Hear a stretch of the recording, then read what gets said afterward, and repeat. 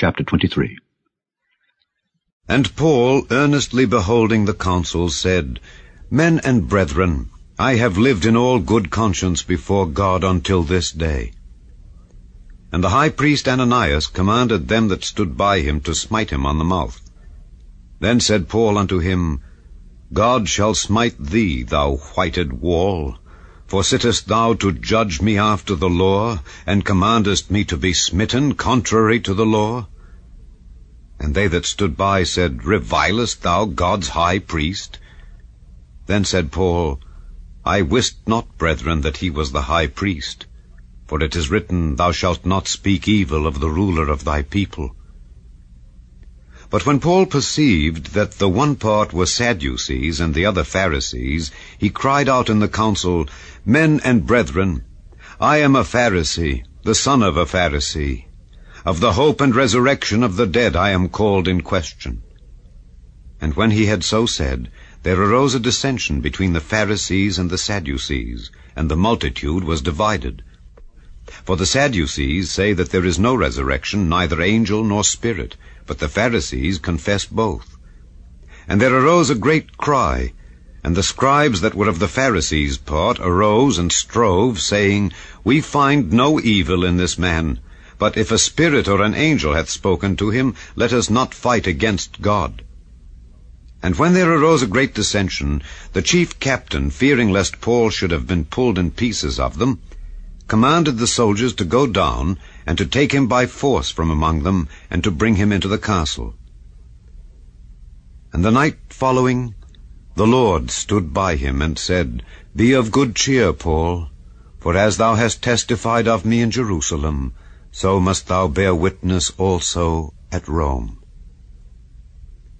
And when it was day, certain of the Jews banded together and bound themselves under a curse, saying that they would neither eat nor drink till they had killed Paul. And they were more than 40 which had made this conspiracy. And they came to the chief priests and elders, and said, We have bound ourselves under a great curse, that we will eat nothing until we have slain Paul. Now therefore, ye with the council signify to the chief captain that he bring him down unto you tomorrow, as though ye would inquire something more perfectly concerning him. And we, or ever he come near, are ready to kill him. And when Paul's sister's son heard of their lying in wait, he went and entered into the castle, and told Paul. Then Paul called one of the centurions unto him, and said, Bring this young man unto the chief captain, for he hath a certain thing to tell him. So he took him and brought him to the chief captain, and said, Paul the prisoner called me unto him, and prayed me to bring this young man unto thee, who hath something to say unto thee. Then the chief captain took him by the hand, and went with him aside privately, and asked him, What is that thou hast to tell me? And he said, The Jews have agreed to desire thee that thou wouldest bring down Paul tomorrow into the council, as though they would inquire somewhat of him more perfectly. But do not thou yield unto them. For there lie in wait for him of them more than 40 men, which have bound themselves with an oath that they will neither eat nor drink till they have killed him. And now are they ready, looking for a promise from thee.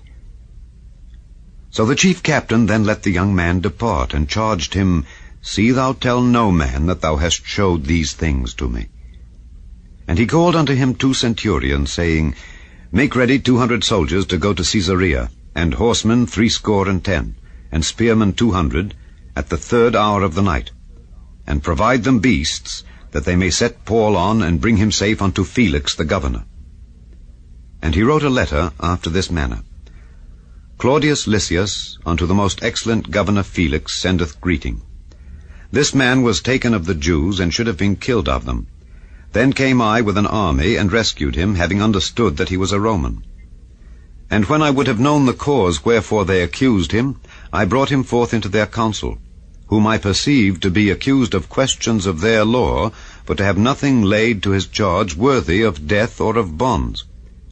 And when it was told me how that the Jews laid wait for the man, I sent straightway to thee, and gave commandment to his accusers also to say before thee what they had against him.